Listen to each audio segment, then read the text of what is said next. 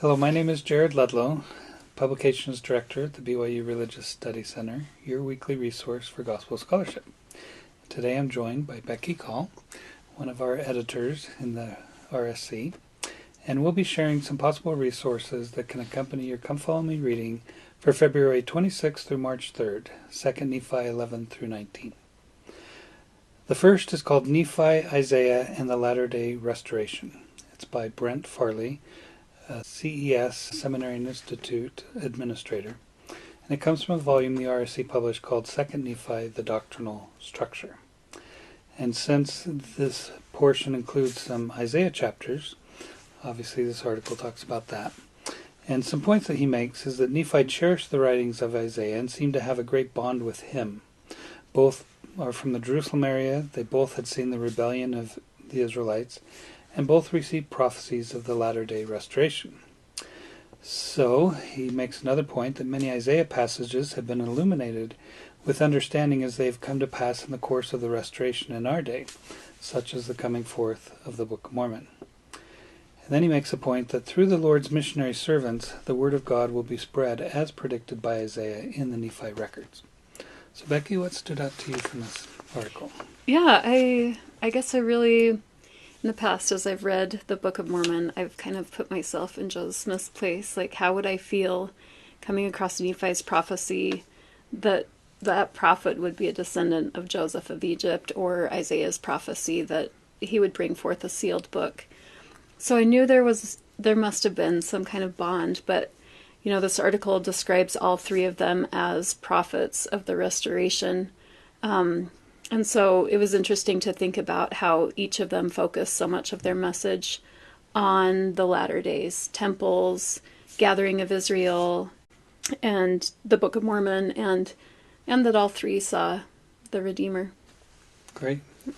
Yes, a lot of application to our day. So as part of his conclusion, he says, "Thus it is that Nephi and Isaiah, prophets of the restoration, should have prophecies in the Book of Mormon, records for the restoration, which prophecies deal with Joseph Smith and his founding work in the establishment and expansion of the Lord's kingdom in the latter days. As the Book of Mormon, with its testament of Christ, is joined with the Bible in a worldwide witness, Isaiah's words will ring from both, and they will lead one to the latter-day kingdom of God upon the earth." The second article is called Finding Doctrine and Meaning in Book of Mormon, Isaiah, by Roseanne Benson and Sean D. Hopkin. Sean is currently the chair of Ancient Scripture Department, and Roseanne Benson was an adjunct instructor here in Ancient Scripture. And this comes from a religious educator article. And some points that they made is that the plain and more accessible writings of Nephi, Abinadi, Christ, Mormon, and Moroni act as keys to illuminate Isaiah. And the writings of Isaiah, in turn, act as a key to fully unlock the profound nature of Book of Mormon prophetic thought. They also point out that Isaiah's major poetic technique is the use of parallelisms, which is the repetition of a thought, idea, or grammar pattern or keyword. And his writing is further characterized by its potential for multiple applications in different time periods. And finally, another point they make is Nephi's introduction of his long quotation from Isaiah in 2 Nephi 11 identifies that these themes, that is, of types and shadows of Christ and the covenants of the Lord with the house of Israel, are important to him. Nephi deliberately chose to quote passages from Isaiah that would focus on the house of Israel and the Abrahamic covenant.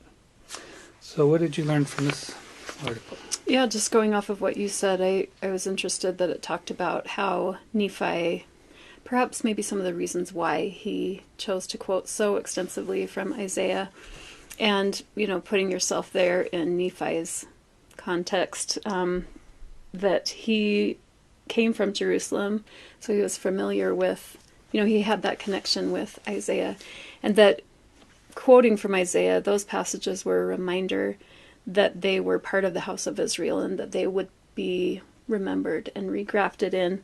And then the two other points were just that they call it a time-honored prophetic pattern of quoting a prophet to support your own prophecies, and that Nephi was also showing scriptural context for his understanding of God's truths.